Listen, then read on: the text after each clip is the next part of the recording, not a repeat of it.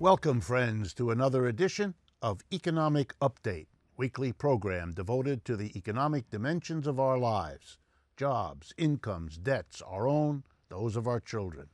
I'm your host, Richard Wolff. I've been a professor of economics all my adult life, and so I hope I'm ready to offer you these insights into what's going on in the economy we live in and depend on, and it's all around us. I want to begin today with a kind of basic lesson and carry it through the program. The problems we have, the economic problems we have, stem fundamentally from the particular economic system we have, capitalism. It's easy to get caught up in the headlines of this or that particular policy and to imagine that the politician speaking or the journalist or the academic really do control, in some sense, what's going on. They may wish to, but they very rarely do. Let's give some examples. Donald Trump's government, the Republican administration he leads, boasted that it's going to make America great again by hitting foreigners with tariffs, and in particular focusing on the Chinese, our ostensible competitor, or worse, and hitting their goods that come into the United States with a hefty tax. That's all a tariff is. It's a tax on goods that come into the country from outside. Not at all surprising, if you know anything about the history of this sort of thing, the Chinese don't stand by idly and watch this damage being done to them. Because obviously, if the United States taxes the goods coming from China, they'll be more expensive for Americans who have to pay the price plus the tax, and the Americans will therefore buy fewer of them, which will hurt the Chinese producers. By the way, that's true of whether the Chinese producer is in fact a Chinese citizen or, as about half of the stuff coming in from China, it's the product of an American company that went over there for reasons we will return to in this program. In any case, the Chinese, surprise, surprise, retaliated. You put tariff on our goods coming into America, we will put tariffs on your goods coming into China. And now the unexpected, only again if you don't follow this material, which is why I'm presenting it to you. It turns out that the three most important German automobile companies, Daimler-Benz, who produces the Mercedes, the VW Corporation, producing VWs and Audis, and the BMW Corporation, I'm sure many of you are very familiar with them, they all, it turns out, have factories they built in the United States to produce automobiles not only for the American market, but also for export, you guessed it, to China. And if the Chinese retaliate by putting tariffs on cars, which they've done, because the government of the United States put tariffs on their goods coming in, guess what? It hurts the German car companies because they can't sell cars in China the way they used to because of the tariff the Chinese retaliated with. Tit for tat. But here's the problem. China is the biggest automobile market in the world right now. And everybody knows that over the next 10 to 20 years, the Chinese market will grow for cars bigger than any other market in the world. The Germans don't want to be squeezed out of that opportunity. So guess what? They're cutting back production of BMWs, VWs, Audis, Mercedes here in the United States, moving production to China so they don't have the problem of the tariffs hurting their access to the Chinese market. And guess what that means? Fewer jobs, particularly in the American South, a big bastion of Mr. Trump and the Republican Party's support, which will now lose jobs, lose income, lose taxes paid to local communities because of the reaction, the retaliation. What the president said he would do and what the results are determined by the system that works this way. Another example of how the system is crucial is we're reading all about Mr. Trump's noisy activities in Europe. He's dishing the Europeans, making deals with the Russians, and everybody is shifting alliances. We used to be with these people, they used to be with those people. It's shifting. The alliances of capitalists are always shifting.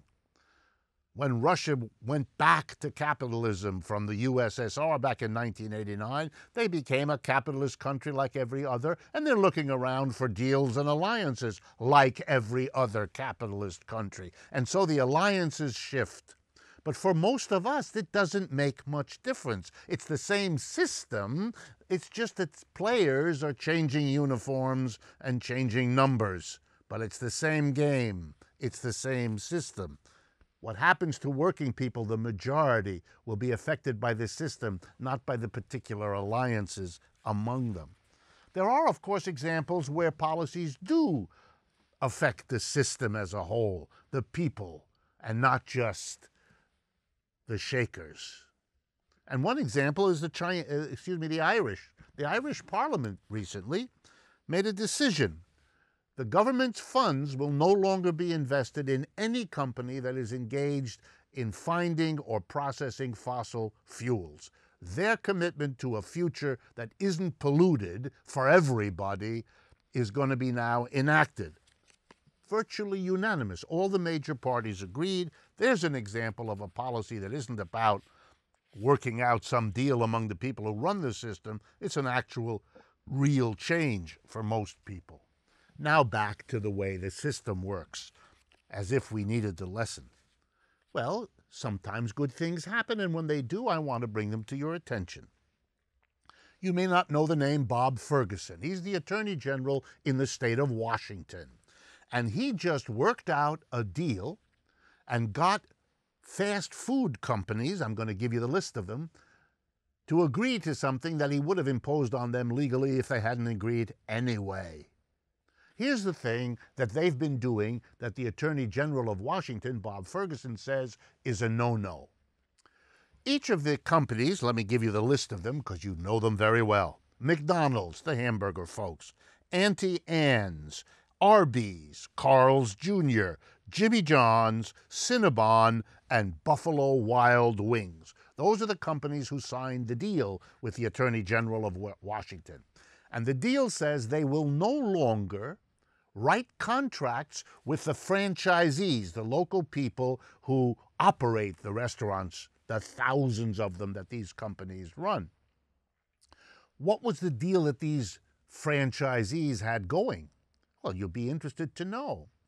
They wouldn't hire people from one another. In other words, if franchise number one, Mr. Smith, who had a McDonald's in a city like Seattle, if someone wanted to leave Mr. Smith's McDonald's and go get a better job at another McDonald's, he couldn't get the job. They had a deal, no poaching, they called it, from one another's workers. Well, you know what that means? It means that a worker who, having gotten some experience at one McDonald's, would like to get a higher salary because he knows how to do the job better, at another McDonald's couldn't get such a job. Now, here's what I like about this story and why I tell you. Number one, this is what's called a restraint of trade. You can't do that. Either people are free or they're not. And if you're free, it means you can leave one job and go get another without a deal among the employers that they won't hire you. Number two, those employers are the people who love to tell you about the virtues of a free market. Everybody should be free to buy and sell whenever they want to, except if it's my employee looking to get a better deal, because then I'll have to pay him more to keep him because he could get a better job someplace else. So let's prevent him from getting a better job at another outlet of the company he's learned to work in. Restraint of trade. No free market because it's profitable. The system makes corporations work like this. The system makes employers work like this. It's not that they're good people or bad people. They do what the system rewards them for, and that's why they behave like this. And sure, one state, Washington, got a few of these companies to stop doing something so flagrantly bad for working people and just good for their profits. But there are lots of other companies that haven't signed on yet, and there are 49 other states beside Washington, some of whom do this, but many of whom don't. And so you see the system works in ways like this. And even if you got it to stop with a federal law, there'd be 50,000 other things that employers would be doing to screw the people. Again, not because they're good or bad people, because that's what the system rewards. Well, as we wind down this first half of the program, there's a new feature. I didn't know quite what to call it. It bothered me so much I knew I would talk to you about it. So for lack of a better term, I've decided to call it stunning crap. Yes, you heard that correctly. Let me tell you what I mean. When Mr. Trump was over in Europe this last week, he attacked Germany and Mrs. Merkel, their leader in particular. He also attacked Theresa May, the leader of Britain. He attacks a lot of folks, as you've probably noticed. But here's what he did. He attacked the Germans, and here was the argument. They buy a lot of gas. He didn't get the quantity quite right, but who quibbles? They buy a lot of gas from Russia, and they pay Russia a lot of money. So Mr. Trump had the nerve to say, you're not an independent country. He said, you've been captured by Russia. You're controlled by Russia because you pay them all that money and you depend on their gas. I found this absolutely stunning, although most of the mainstream media didn't seem to catch it, and so I'm telling you here. What am I telling you? Yes, the Russians sell gas to Germany and get lots of money, billions of dollars, from the Germans. But that's small potatoes compared to the amount of money the United States sends regularly to the People's Republic of China. And I notice Americans seem not to want to face that. Here, let's go through it. The United States runs a deficit. It spends more money as a government than it takes in taxes. And the way it does that is to borrow the difference. From whom does it borrow? Anybody willing to lend. Who's the biggest lender to the United States over recent decades? The People's Republic of China. They own over $1 trillion, more or less, of America's public debt. And you know how they hold that money? In the form of Treasury securities. And you know what the federal government has to do? It has to pay interest on those Treasury securities to anybody who owns them. The biggest recipient of many billions of dollars every year paid out by the United States government for its debt is the People's Republic of China. We are more dependent on them in this way than the Germans are for Russian gas and oil. So who's calling who dependent and captured depends only on having a press and a public that doesn't know what it ought to know, and so allows things to be said that have no justification at all. And here's another one. That's why I call it stunning crap. It goes like this. Those nasty Chinese people have been stealing intellectual property, technologies that we developed here in the United States. They have somehow, quote unquote, stolen. Now let's do the economics, folks. Nobody stole anything. Here's the way it works. An American company produces some commodity and they want to sell it in China because the Chinese are the biggest growing market in the world. And they say we would like to go to China to produce it because China has very low wages. That's a wonderful combination. A tremendous growing market on the one hand and low wages. So the American companies come in and say we'd like to go. The Chinese say fine, but in order to come here and use our workers and sell to our people, you have to share your technology. Your call. You don't want to do it? Don't come. You want to do it? That's the deal. Nobody stole anything. And by the way, this is what all poor countries have always done for 1,000 years. The United States did it with England when we were a small, poor country. Well, we've come to the end of the first half of our program. I want to thank you all for following us on Instagram, Twitter, Facebook. Please follow us also on our website, Democracy at Work, if you're interested in our local groups. Look at action.democracyatwork.info. And finally, our thanks to our Patreon community. Your support is crucial to make these programs possible, and we want you to know how much we appreciate it. Stay with us. We'll be right back.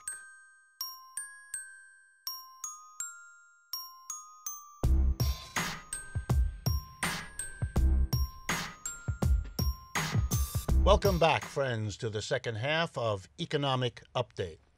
Well, I am very happy today to welcome to the microphone with us Moumita Ahmed. She is the co-founder of Millennials for Revolution, which is the new name for what was Millennials for Bernie Sanders.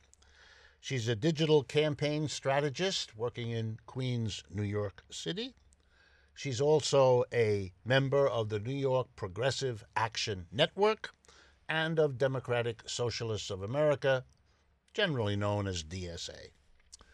So it's with enormous interest that we're going to explore what this organization is about, what it seeks to do, and what that might mean for the American economy. Welcome very much, Moumita, for joining us. Thank you for having me. All right, let's start with the simplest. Okay. Why do you call it Millennials for Revolution? Make sure that we all understand what you mean by the very term millennials. Who are they? Well, millennials are people like me, young people between the age of 25, 34, generally are people with student debt and the issues facing millennials today.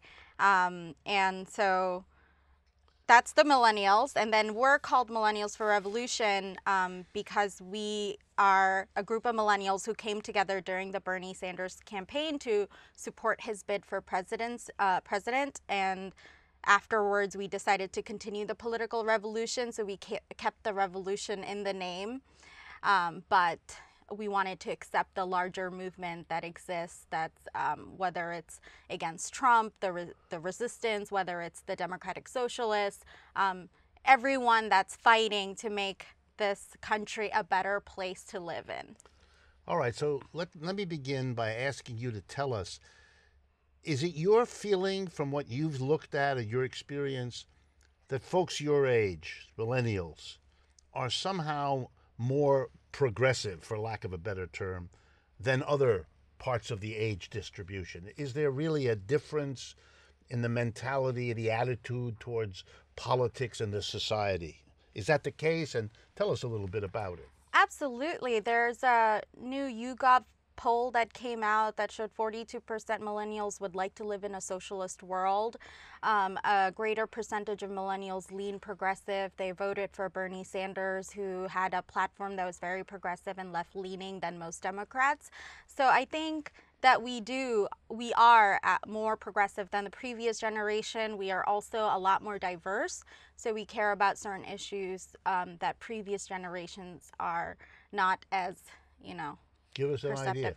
Like, systemic racism. Like, we know that the previous generation, we've passed civil rights, but the work that still needs to be done when it comes to like income inequality and like the prison system and how people of color and immigrants are treated, how we're institutionally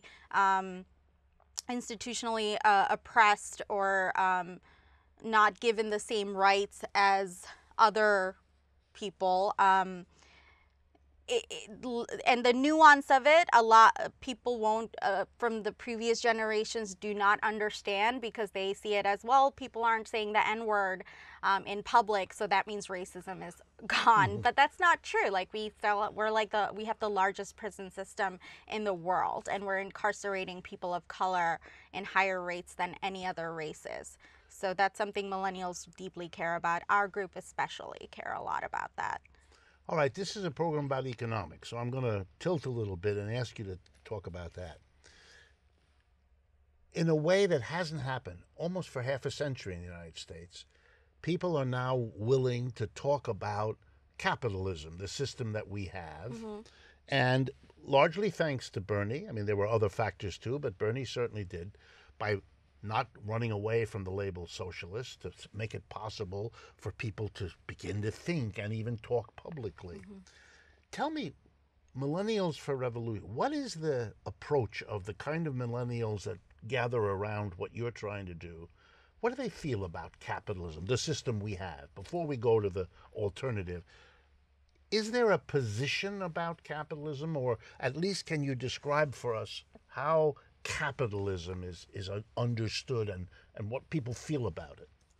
I think our group specifically are pretty anti-capitalist in that we reject capitalism as a system that needs to be saved or fixed. I think as a system, we believe it's unsustainable because of the crises with our environment.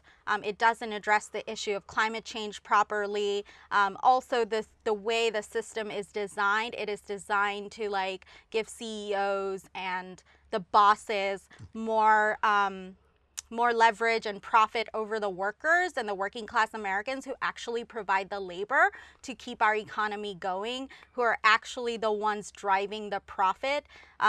They're not getting any of the profit or that's being made by these CEOs. They're making 300 times more than the average American worker, which is it's an unbelievable level of inequality that exists, and capitalism only perpetuates it further, which is why we believe that that's completely unsustainable system. And you know, we don't believe in labels. We believe in like issues. And so to us, like, under capitalism, we don't have a healthcare system. Like, we have a market healthcare system, and it's hurting working class Americans. So these CEOs, they go in, right, and they don't give a living wage to their workers. They don't give the workers any rights. And then on top of that, they buy politicians to pass policies to benefit them instead of the workers who put in their labor, right? Like the labor that increases their profit. The reason why they make profit is because people are working. Okay. Now let me turn it around. Mm-hmm.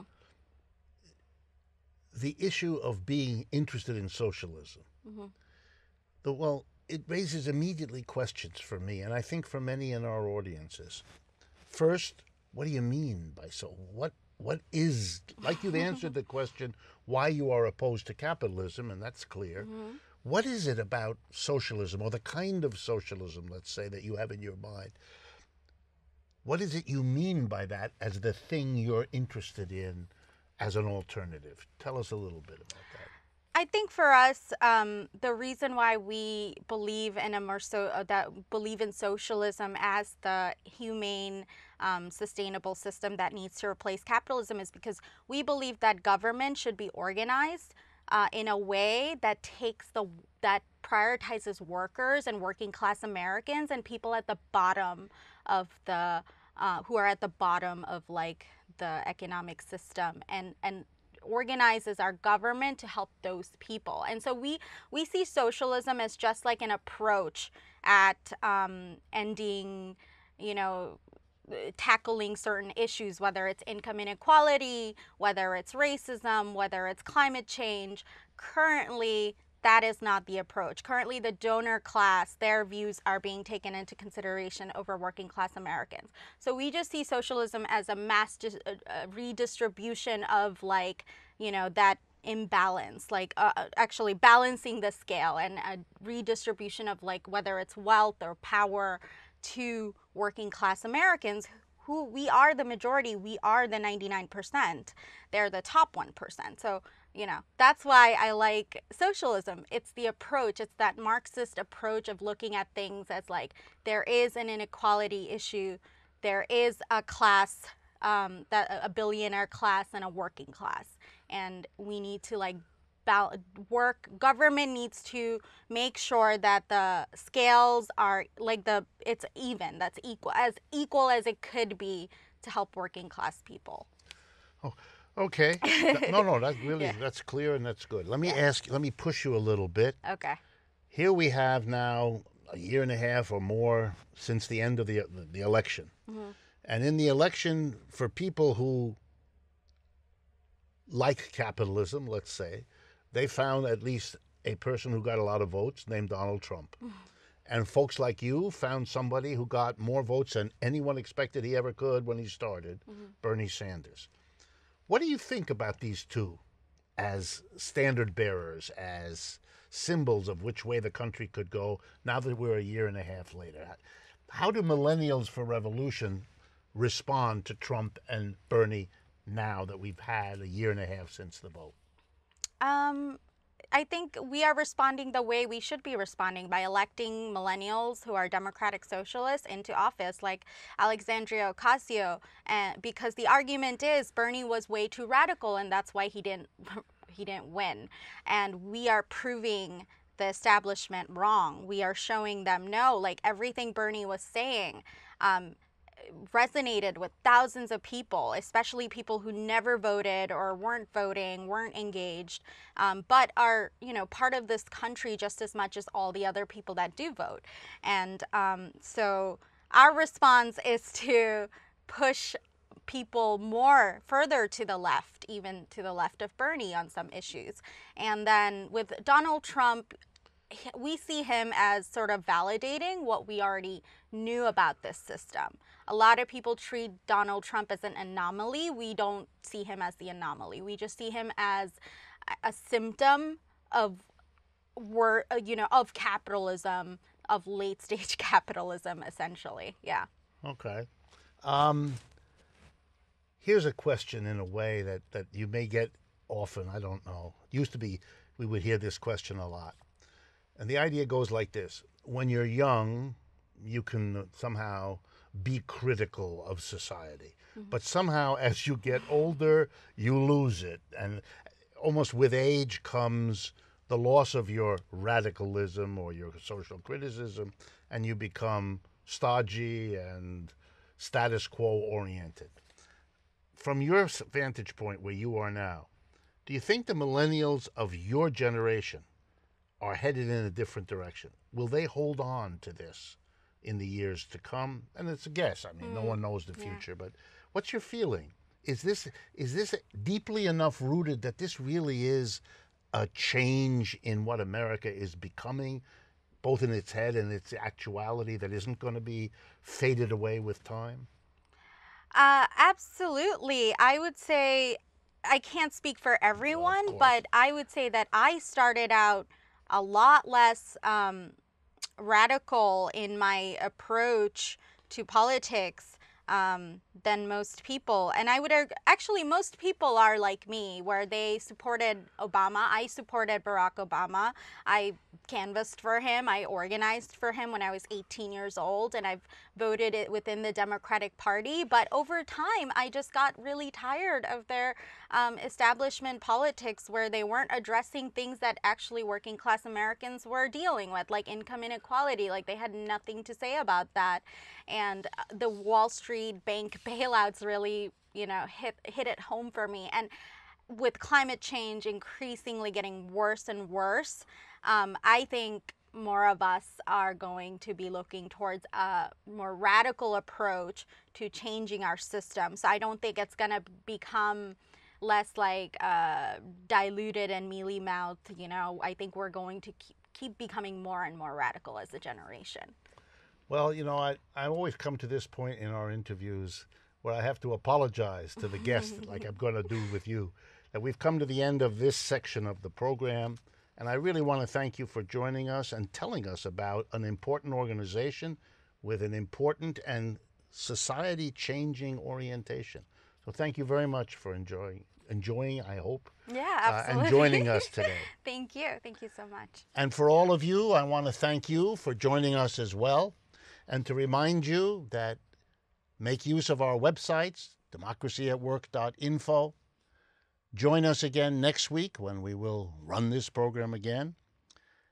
And I also want to thank the Patreon community for all that it does to support us, and to let you know that this conversation will continue behind the Patreon barrier, if you like. And you can join us at patreon.com/economic update. Talk to you again next week.